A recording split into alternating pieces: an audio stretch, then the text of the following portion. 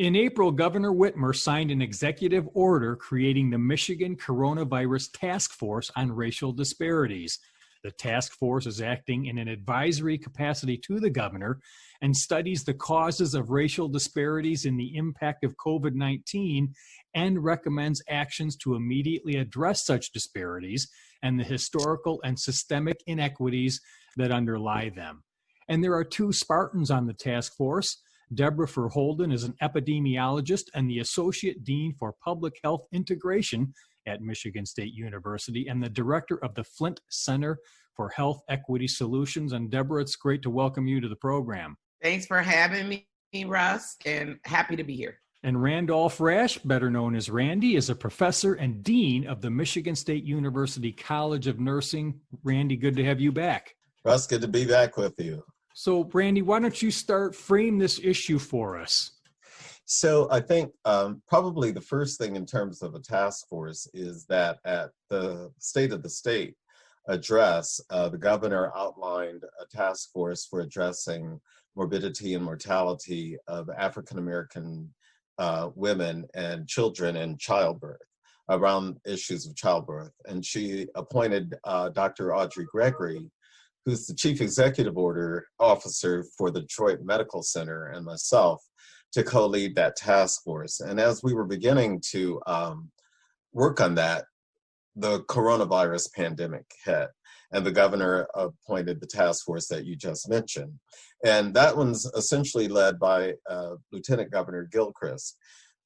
As she was putting folks together for that, and I had been in contact because of the previous appointment, I said, well, I have some colleagues that you should talk to.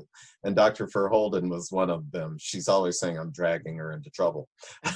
But I think that the issue, what happened was that as we were looking at the coronavirus and the pandemic in Michigan, we recognized that African Americans, who are 14% of our population, were overrepresented in terms of infection and the COVID-19 disease and deaths at about 40%. And so, and I'll let Deborah tell about where we are in terms of Michigan and the data and all those kinds of things. But what the governor wanted to do is to be proactive in getting testing available in the African-American community and getting them into getting our, those fellow citizens into treatment, not just for coronavirus COVID-19, but because we're also overrepresented with chronic diseases of heart disease, diabetes, hypertension, those kinds of things, which puts you at higher risk. And we're also overrepresented in areas of what I would call financial risk, as the CDC looks at in terms of those indicators that affect health. African Americans are heavier hit by those. So what we were looking at is getting testing readily available, and at testing, connecting people to their primary care providers if they didn't have primary care providers, finding primary care providers for them, and also if they didn't have a health plan to cover, to do that. And so the work group out of the task force that we're both on is Primary Care Connections. And we've really been partnering with the Department of Health and Human Services. The other task force is looking at testing strategies, and we're looking at the Primary Care Connections, but working closely with them. So we're advisory to the governor, but what I had forgotten was that we're especially advisory to DHHS. And so that's been a pretty good partnership, because they've let us know what their capacities are. And we've been helpful in terms of the recommendations we make that help them, I wouldn't say up their game, but provides them some additional creative thinking about other ways of doing it. I would also say that one of the groups within that we're concerned about are those people who might fall through the cracks. Those are folks who are undocumented for whatever reason, folks who've just gotten out of prison, folks who just want to lie low in general, and who aren't networked into the community to get access to testing. And how do you have folks in the community that they trust, who can get the message to them and to work on ways of getting them connected to primary care services as well if they don't have those. So that's kind of an overview of what the task force is doing. And as I say, a little unusual because usually a task force studies the problem, makes recommendations, and moves on. This, because of the nature of the pandemic, has been an ongoing active collaboration to fine-tune and get things done, particularly in southeastern Michigan, because we know it's going to roll on across the state. So how do we scale up what we're doing already to make sure that we're ahead of the game as it starts moving across the state?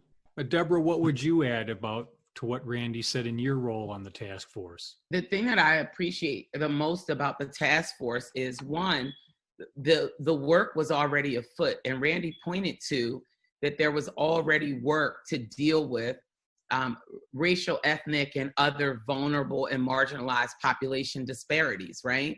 So we've seen the biggest contrast in African Americans in Michigan versus the sort of population at large. But I think the thing that Randy pointed to that I want to underscore is that we know we've got a lot of vulnerable and marginalized populations. Michigan has a very large rural population. We've got enclaves of Arab Americans, and we've got a fairly large number of, very vibrant, active citizens in our community who don't have full citizenship, right? We call this population undocumented. I don't really like those, sort of terms because I don't like to further marginalize people with language. But the reality is we know that we have a lot of groups and a lot of segments of our population in Michigan that are at excess risk for not getting basic primary care and preventive services. And what we've seen during COVID-19 is an amplification effect. So COVID-19 was not the beginning of health disparities for Michigan or the nation, and unveiled some very important underlying both social and political determinants of health, and given us an opportunity to identify targets for intervention so we can have people experience health and access to health care as a right and not a privilege that's based on, economics or race or ethnicity or, any other type of status. And so, my role really on the task force, and I think why Randy brought me in, was, one, I believe in the power of data, and the data are very telling. The data is not the end all be all, but it does give us an opportunity to fearlessly confront where are we falling short. I do think, and it has been independent of who's been at the helm of the state. I don't think there's a overarching sentiment that, we're okay with some people being more healthy than others. But the question is, how do we bridge that gap? And so I think the task force specifically that was created around COVID, as well as the work that predated that, was about doing the work to make sure that health is something that is available and accessible, and that everybody has opportunities for optimal health, independent of their status or standing in our society and in our state. And the thing I would add to that is, as Deborah pointed out, these disparities predated the coronavirus and the pandemic. I started my career, I'm from Michigan originally, but I've spent all my adult life in the South until I returned 5 years as dean of college. But I started as a public health nurse in Benton Harbor, Michigan. And so many of the disparities that we're seeing now, we saw in Benton Harbor at the time. I think that we were maybe doing a better job of addressing them at the time. And so I think we have the opportunity in the state to relook at that history and look at the ways that we address these issues and working within communities and the different communities within larger communities. One, to establish trust. And that establishment of trust is a key piece, because if you look at folks who are marginalized, they don't even trust the health system necessarily.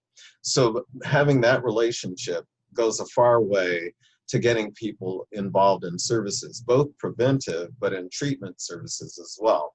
And so I think one of the larger pieces that we're working on really is as we do the work with the coronavirus and the pandemic, and as we do the work for maternal child health and better outcomes, we're looking at a larger system issue. And I think the other struggle we have to think about is how healthcare is changing. So we right now as healthcare providers, nurses, physicians, everyone involved, really thinking about patients coming to us. That tipping point is changing. So we have to take services to patients, regardless of their socioeconomic status. I think we're a little behind in taking it to marginalized populations, but part of that is how they're integrated into the systems, whether they're using a phone. You know, one of the ways that you, and all three of us are probably deal with this when we're dealing with our own provision of health, we're interacting with a website or a phone or whatever. And I tell you, sometimes when I have to go on the website to deal with things, it's more than I can deal with. And I'm like, okay, let me just shut this down and I'll come back later. So if you think about folks who don't have access to that readily, it's even more of a barrier. And what I think one of the things we're looking at in both of these ways that we're beginning to address these issues is a larger issue of how to make healthcare accessible and remove barriers. And like I say, some of us who are not necessarily marginalized in our everyday lives, we have some of those barriers as well.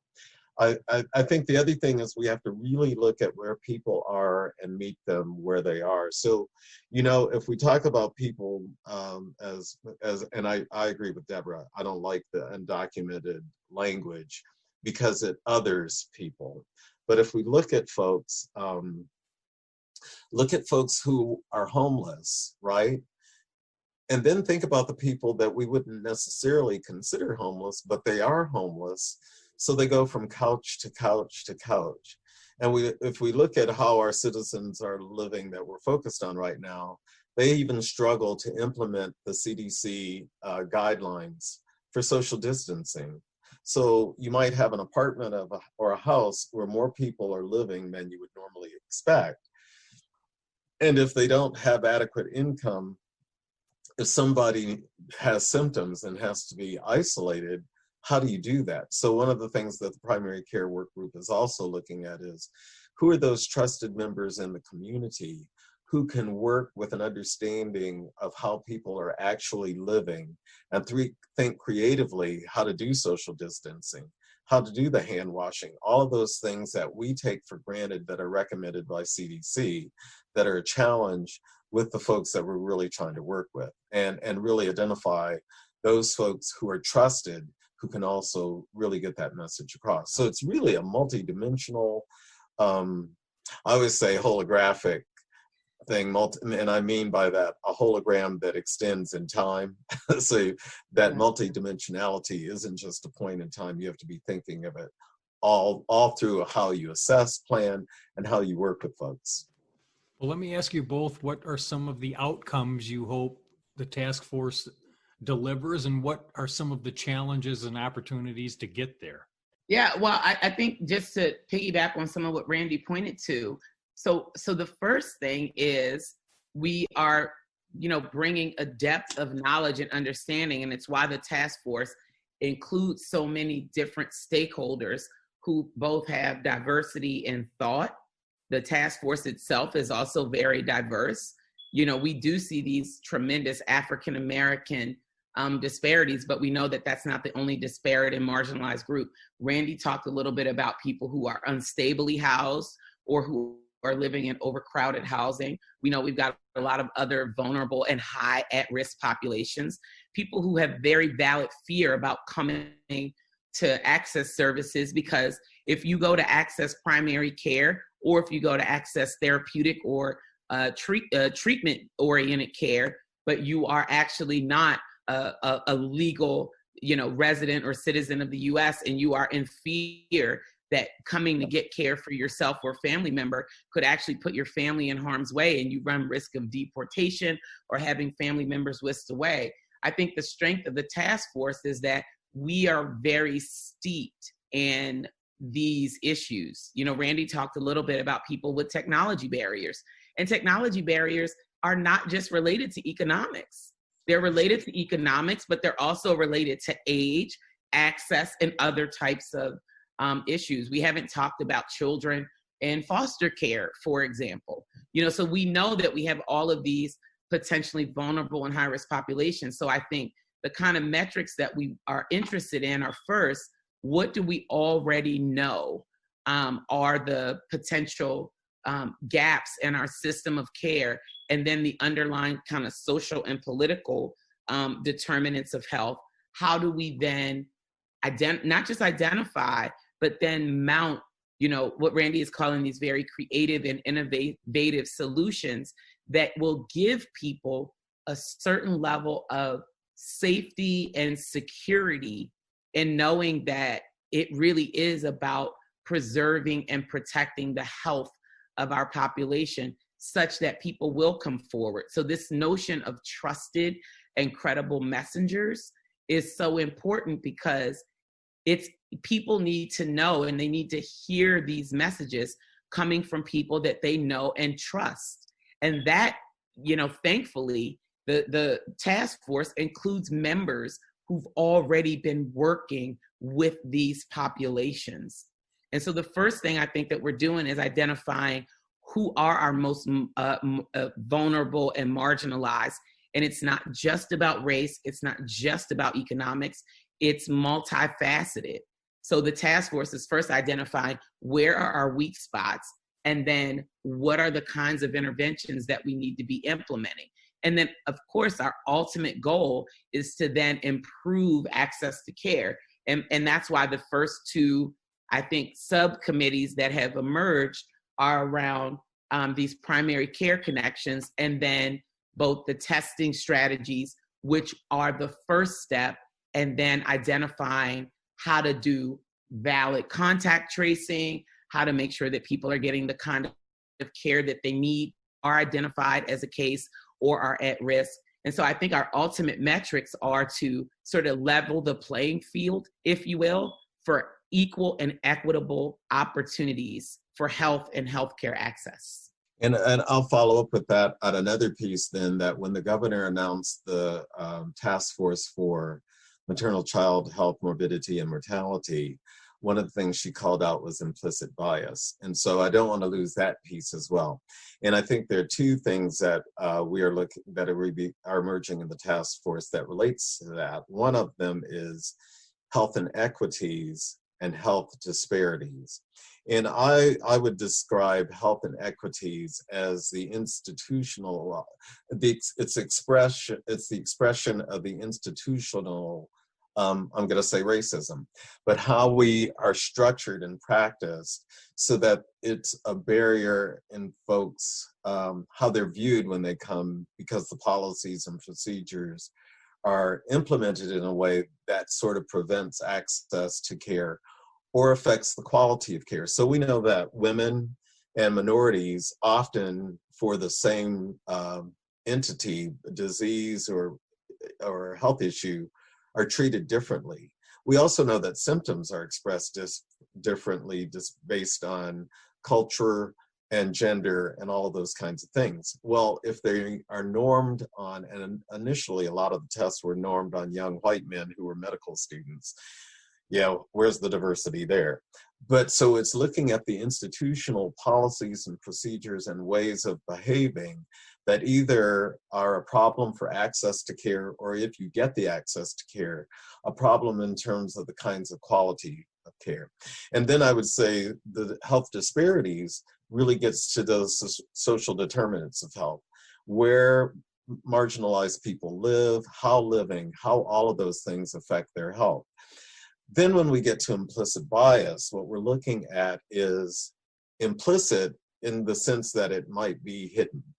So there are people who are deliberately biased, but I think most of our colleagues who are involved in healthcare and social issues are people of goodwill, and we all have our own blinders, that we see people in a certain way and respond to them, often unconsciously, in a way that isn't helpful. And I tell a story about myself, because when people talk about implicit bias, we can be sounding like we're accusing people, but it's really an opportunity for growth and development. So in my 20s, and those of you who can't see me, I'm a Black male and clearly grew up as a Black male. In my 20s, living in Nashville, Tennessee, I worked in the Tennessee Department of Correction as a family nurse practitioner. I remember walking down the street one evening, and I saw a young man ahead of me, a Black man, probably about my age, and he was ahead of me, and unconsciously I crossed the street. And when I crossed the street, I thought, why did you cross the street? And I realized because I was afraid of him. And I realized, and I thought to myself, you know who he is because that's how you grew up. I know that African-American males and men are loving, generous people. It's not how we're often portrayed in the media, but I had to confront in myself that I was afraid of him and I knew better. And I wondered where that came from. I learned it. What's the song in the Pacific show, How Do You Learn It? You Have to Be Carefully Taught. So I realized that I learned it. I share the story because we all have implicit bias, but it's an opportunity to see what are our blinders and remove them. So one of the things the governor is interested in is how implicit bias affects how people access care and the kind of care they receive. And it's a great opportunity because, like I said, most of us in healthcare are people of goodwill. We have a bias and we don't know it. And so I think, part of it is how do we help people to see that without being demonized because of it, because that's not what it is. It's how do we grow and develop and become better in connecting with our fellow citizens to provide health care and access to care. So it relates to some of the other things we are talking about in terms of health disparities, health inequities. It's a key piece that we can actively work within organizations to try to change how it systemically does it and how we as individuals and groups practice it in a way that we can do better at what we're doing. So I don't want to lose that piece. Yeah.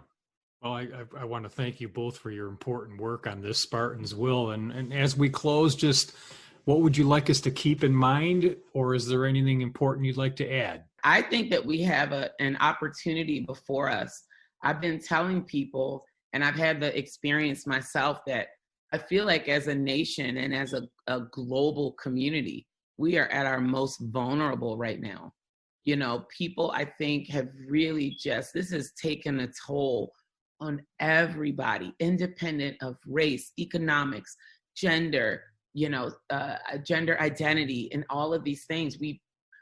This has just made us all very vulnerable, and in some respects has allowed us to understand, see, process, and digest, and kind of almost be forced to confront the world that we live in. And fundamentally, we know that we don't live in a world where, opportunity for health and growth and development is realized equally and equitably by all people. And so I just encourage people to, really take this opportunity to, be willing to look at where, because the thing about privilege is a really funny thing. There are a lot of people who experience privilege who never asked for it. They are champions and believers in a world that works for everyone, in a world that's fair and equitable. And I think a lot of us have now had to confront that is not actually the society that we live in, either, at a national level or at a global level. And some of us sort of knew this and have had different lived experiences that speak to it, but now it's become inescapable. And so I really just encourage people to use this opportunity while we are in this, period of modified operations and people are at home and sort of, almost forced to digest and consume media and other things that are happening, not to be overwhelmed by it, but to really say, okay, like, if I didn't see it or understand it before, I can see it and understand it now, and really stand in what can I do and who can I be as a champion for a world that really works for everybody. You know, I think many of us on the front lines of healthcare, this has always, you know, been our mission, right? That health is something that people experience as a right and not as a privilege.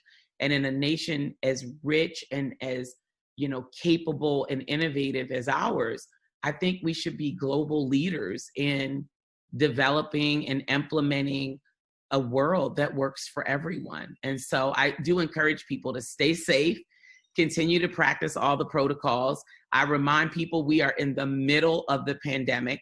It is far from over, but there is an opportunity before us to really just now confront some of our gaps and having health and health care be something that is a right and not a privilege.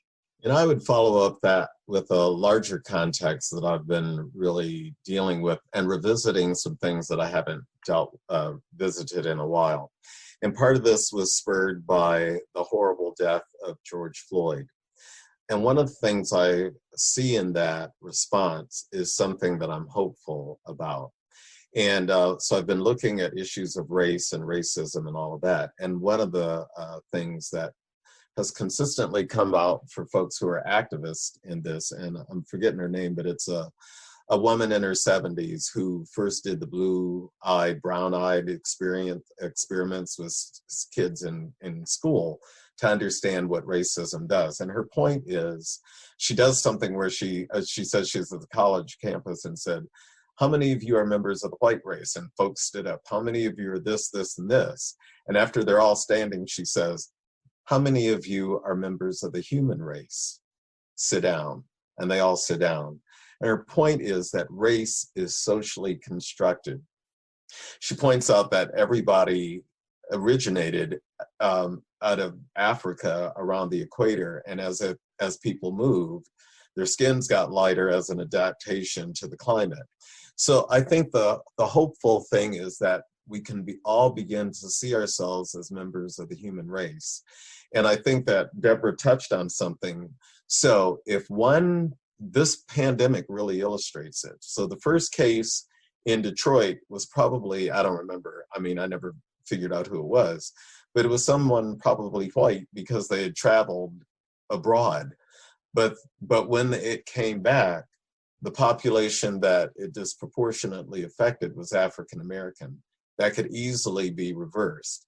The point is that we all live on this planet, in this country, in communities together, and we're connected in ways that we don't always recognize. And this pandemic really illustrates that if one group is disproportionately affected, at some point, everybody else will be affected as well. And that it really started somewhere else. And because of those vulnerabilities that were already in the African American community in particular, they were at higher risk. But the risk came from elsewhere. I think the lesson that we can really learn while we, as Deborah said, we're sheltered in, have the time to reflect, is really reflect on who we are as human beings and members of the human race, and that we really are connected to each other. And that when one group, when the most marginalized is doing well, we probably all do much better. So we're connected in ways that are really important.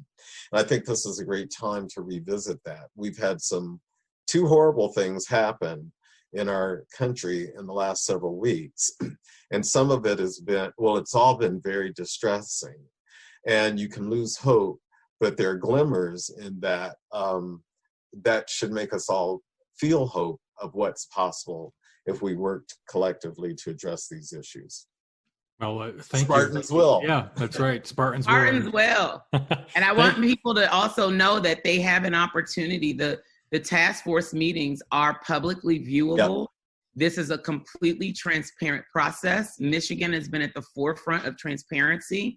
So if listeners want to chime in and they want to hear and see what's happening, they can do that. And they can Those, if you go to the website, they're particularly on Friday. So if you go to the website, first of all, you can hear the recordings of previous meetings, any documents that are posted. But if you go to and I'm thinking it's coronavirus.gov or something like that, but you can Google it in some way and find it. and you'll find when the meetings are happening. And the public ones usually are happening on Fridays. But Deborah, thanks for bringing that up, because it's really an opportunity for the public to be engaged. And the other thing I hold the governor up and her admin team for is the transparency in which all this is conducted. I think before we came on the air, Deborah really talked about how Michigan is one of the 3 states in the forefront at looking at the problem in African Americans. And sometimes when you look at something, it can look like you're not doing well, but it's a proactive thing to say, let's get real information so when we know where we are, and then begin to go look at what we can do. So great state to be in. Yeah, I think, Randy, if people just Google the Michigan Coronavirus Task Force on Racial Disparities, they'll get there. So I want to thank you both again for a great conversation and for being on the program today. Russ, thanks good to for talk having to you. us, Russ. Yeah. Thank you. I look forward to connecting with you on other stuff again. It's always a lot of fun talking with both of you, so thank you. That was Randy Rash. He's Dean of Michigan State University's College of Nursing, and Deborah Verholden is an epidemiologist and the Associate Dean for Public Health Integration at Michigan State University and the Director of the Flint Center for Health Equity Solutions. And I'm Russ White. This is MSU Today.